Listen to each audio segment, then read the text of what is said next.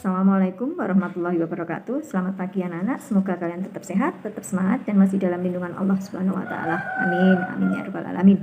Hari ini adalah waktunya saya memberikan materi MPLS, yaitu tentang bimbingan dan konseling.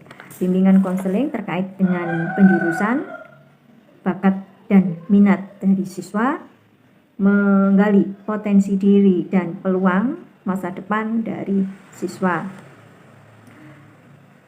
Sebelum saya memberikan materi, alangkah baiknya apabila saya memperkenalkan diri supaya kalian bisa mengenal saya. Perkenalkan, nama saya adalah Ratna Ningtyas Juharse. Saya adalah guru BK di SMA Pancasila sekaligus guru ekonomi. Kita buka ya materinya. Bimbingan dan konseling. Apa itu bimbingan dan konseling? Bimbingan dan konseling itu adalah suatu upaya yang sistematis, objektif, logis, dan berkelanjutan serta terprogram yang dilakukan oleh guru bimbingan dan konseling atau biasa disebut dengan konselor untuk memfasilitasi perkembangan peserta didik atau konseli dalam mencapai kemandiriannya. Bimbingan dan konseling itu merupakan sebuah komponen yang integral di dalam satuan pendidikan, di mana mereka atau kami ini akan memfasilitasi dan memandirikan para konseli atau siswa agar mencapai perkembangan yang utuh dan optimal. Sebagai komponen yang terpadu dalam sistem pendidikan, bimbingan dan konseling itu memfasilitasi perkembangan dari konseli atau peserta didik dalam mencapai kemandirian, dalam wujud kemampuan dalam memahami diri dan lingkungan, menerima diri, mengarahkan diri, dan mengambil keputusan, serta merealisasi diri secara bertanggung jawab, sehingga tercapai kebahagiaan dan kesejahteraan dalam kehidupannya. Pada penyelenggaraan pendidikan di SMA, guru BK atau konselor itu berperan dalam membantu tercapainya perkembangan pribadi, sosial, belajar, dan karir dari peserta didik atau konseli. Pada jenjang ini, di SMA ini, guru BK atau konselor itu menjalankan hampir semua fungsi bimbingan dan konseli, mulai dari fungsi pemahaman, fasilitasi, penyesuaian, penyaluran, adaptasi, pencegahan, perbaikan, advokasi, pengembangan, dan pemeliharaan. Semua harus dilakukan oleh guru BK. Bagaimana caranya guru BK melakukan ini? Guru BK harus mengetahui bagaimana watak karakter dari setiap siswa yang ada di lingkungan sekolah tersebut. Ini pada saat kalian lulus SMP kemarin, kalian pasti sudah memimpikan kalian ingin bekerja jadi apa, sehingga kalian lebih memilih belajar di SMA. Di SMA Pancasila terdapat dua jurusan, yaitu ada jurusan MIPA dan ada jurusan IPS. Dalam hal ini nanti kalian akan diminta untuk memilih sesuai dengan minat dan kemampuan kalian. Peminatan siswa. Apa itu peminatan siswa? Peminatan siswa itu adalah suatu proses pengambilan pilihan dan keputusan yang dilakukan oleh peserta didik tentang peminatan kelompok mata pelajaran, peminatan lintas mata pelajaran, peminatan pendalaman mata pelajaran akademik maupun vokasi yang didasarkan atas pemahaman potensi diri dan peluang yang diselenggarakan pada satuan pendidikan. Peminatan yang harus kalian pilih nanti, apakah kalian mau memilih IPA atau memilih IPS? Kami sarankan untuk melihat kemampuan pribadi, kemudian potensi dirinya. Jangan lupa itu ya. Maksudnya gimana, Bu? Maksudnya begini, kemampuan. Di IPA, MIPA itu memang keren ya. Kelihatan keren, bukan kelihatan. Mindsetnya anak-anak itu MIPA keren. Kumpulan anak-anak yang rajin, kumpulan anak-anak pintar, kumpulan anak-anak yang nantinya akan menjadi dokter, akan menjadi tentara, akan menjadi bla bla bla bla semuanya. Sedangkan mindset yang ada di luaran atau pemikiran orang yang ada di luaran bahwa IPS itu adalah kumpulan dari anak-anak yang nggak begitu pintar. Nanti ya begitulah, atau kumpulan anak-anak yang nakal. Sebenarnya tidak semuanya seperti itu. Ada anak IPA yang nakal, ada anak IPS yang nakal, ada anak IPA yang rajin, wajar. Ada anak IPS yang rajin, itu juga wajar. Bingung. Nah, ini tujuannya. Ini. MIPA dan IPS, apa perbedaannya? MIPA, untuk yang jurusan MIPA itu adalah jurusan yang lebih banyak mempelajari pelajaran yang scientific, yang yang selalu berhitung, yang serius. Contoh, seperti mata pelajaran matematika, kemudian ada fisika, kimia, biologi, itu wajib. Nanti yang anak-anak yang masuk ke IPA, dia harus belajar lebih banyak kepada keempat mapel itu. Sedangkan untuk yang IPS, mereka sepertinya tidak ada yang belajar, tapi sebenarnya mereka itu belajar. Kenapa mereka tidak terlihat cara belajarnya? Karena pembelajaran yang ada di IPS itu ada yang menghafal, ada yang menghitung. Menghafal seperti apa? Sosiologi itu tidak ada hitungan, ya. Kalian nanti kalau di IPS ada mempelajari sosiologi, geografi, ekonomi, sama itu aja deh, sama bahasa asing. Lebih ditingkatkan kepada kemampuan berbahasa, baik itu bahasa Indonesia, bahasa Inggris maupun bahasa Jepang. Masa tidak ada hitungan sama sekali? Ada, tetap ada hitungan. Di ekonomi nanti kalian akan mendapatkan hitungan. Setelah kalian melakukan MPLS ini, nanti kalian akan melakukan tes penjurusan, di mana tes penjurusan ini nanti akan menentukan kalian akan masuk kepada jurusan MIPA atau PS. Sebelum kalian mengikuti tes, saya harap kalian sudah menentukan minat kalian pada jurusan yang mana, apakah jurusan MIPA ataukah jurusan PS. Kedua jurusan ini sama-sama bagus, sama-sama baik. Kalau kalian ingin bekerja menjadi seorang dokter, kalian nanti harus masuk ke jurusan IPA. Kalau kalian ingin jadi perawat, kalian juga harus masuk ke IPA. Sama ya. Tapi kalau kalian ingin menjadi seorang pengacara, kalian harus masuk ke jurusan IPS. Kalau kalian ingin menjadi pramugari, kalian juga masuk ke IPS. IPA, apa IPA enggak bisa? Bisa. IPA bisa, IPS juga bisa. Menjadi bidan itu sebenarnya banyak ya. Sekarang IPA atau IPS bisa masuk ke bidan. Kenapa saya bilang begitu? Asalkan individunya atau peserta didiknya mau belajar kembali, mengulang kembali, maka dia bisa mencapai tujuannya. Jadi IPA atau IPS sama. Sebenarnya sama, tingkat kesulitannya sama. Yang membedakan hanya mata pelajarannya saja. Untuk memilih jurusan, usahakan kalian melihat kemampuan dan potensi diri kalian.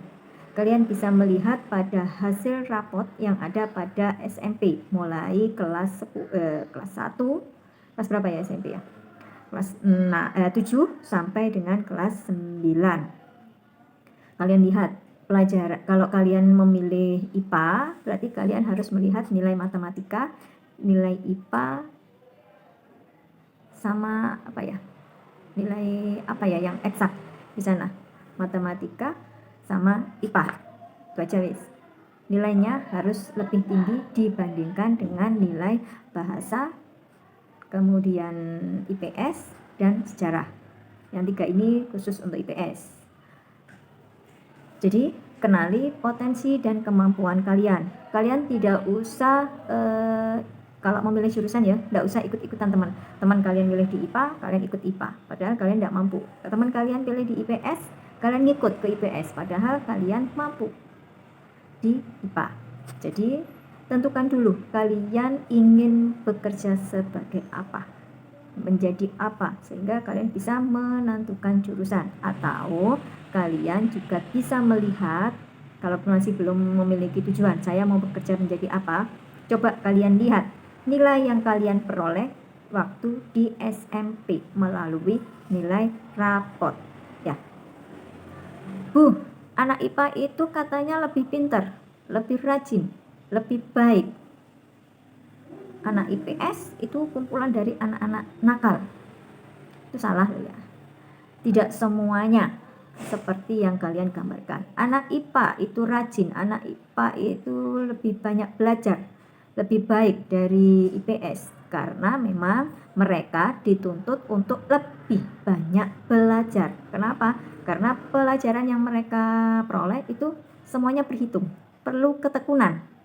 Jadi kalau matematika itu kalian hanya sekali saja mengerjakan, paham, kemudian besok tidak kalian ulangi lagi, pasti akan lupa. Jadi harus belajar secara terus-menerus dan kontinu. Kalau IPS itu pelajarannya hanya menghafal. Mereka juga belajar menghafal, tapi belajar menghafal, menganalisa, itu IPS. Jadi IPS itu tugasnya dia berpikir tentang bagaimana caranya menemukan sebuah solusi hanya dengan pemikirannya, mempertimbangkan. Kalau IPS seperti itu. Apakah tidak ada hitung-hitungannya, Bu? Ada tetap. Di IPS nanti karena hanya menganalisa, pembelajarannya atau pelajarannya juga tidak terlalu berat seperti anak IPA, yaitu ada ekonomi, ada sosiologi, dan ada geografi. Nih, yang berhitung nanti di ekonomi. Ekonomi itu separuh hitungan, separuh hafalan. Sosiologi lebih banyak menganalisa tentang keadaan yang ada di masyarakat sekitar. Kemudian yang geografi itu berhitung sedikit, yang lainnya menghafal.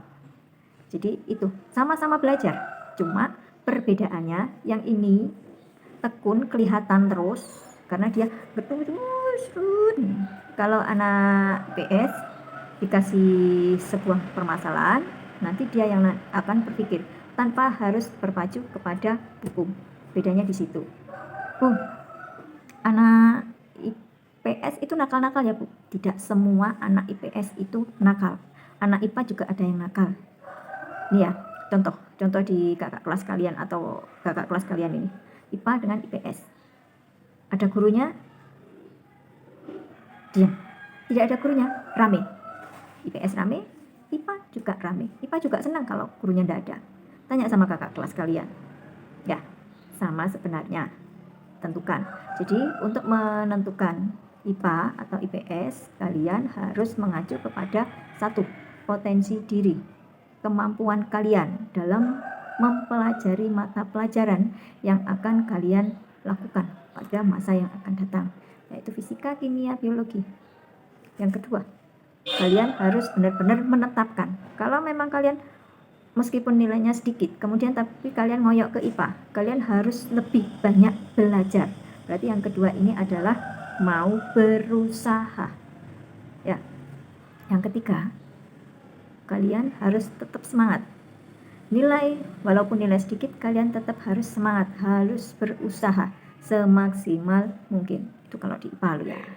Nih, bagi yang nilainya di SMP dulu lebih banyak atau lebih besar nilainya IPS sama sejarah sama bahasa Indonesia, tapi kamu tetap ingin ke IPA, monggo. Cuma kalian harus mengejar pelajaran matematika atau lebih banyak belajar pelajaran matematika dan IPA. Harus mau berubah. Kalau nilainya matematikanya tinggi, IPA-nya tinggi, tapi dia memilih IPS. Nah, ini yang perlu dijelaskan. Kenapa memilih IPS? Pengen santai, Bu. Pengen tidak ada kata santai ya. Tanya sama kakak kelas kalian yang ada di IPS. Sama.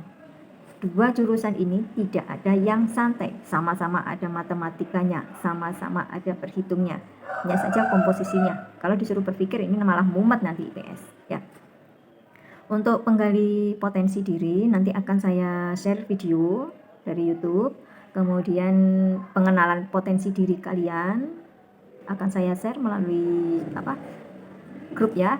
Kemudian tentang mengenali kelemahan dan kelebihan yang ada pada diri kalian. Kenapa saya berikan video tersebut? Karena untuk memahami, biar kalian bisa memahami siapa sebenarnya saya, bagaimana saya, apa kemampuan saya, sehingga dalam memilih jurusan kalian tidak akan tidak akan menyesal di kemudian hari. Bu, kalau mau kuliah Bu, anak IPA kan bisa kemana saja Bu. Untuk beberapa tahun ini, ada 5 tahun ini ya, kuliah itu harus linier dengan jurusannya masing-masing. Kalau IPA dia harus kuliah di eksak, sedangkan yang IPS harus di sosialnya. Bu, ada anak IPA yang masuk ke IPS atau masuk jurusannya ke IPS, apa boleh? Boleh, tetapi bedanya nanti dia ada di urutan di belakangnya IPS ya. Nah, jadi seperti itu. IPS dulu di di soshum, jurusannya sosial hukum ya. Banyak kalau anak IPS itu jurusan untuk kuliah itu banyak, bisa masuk ke fakultas hukum, bisa masuk ke fakultas pendidikan, bisa masuk ke via fakultas ilmu administrasi, ada HI hubungan internasional, ada banyak, bahasa Indonesia juga bisa, ekonomi. Tapi anak IPA itu jurusannya lebih sedikit maksudnya gimana Bu?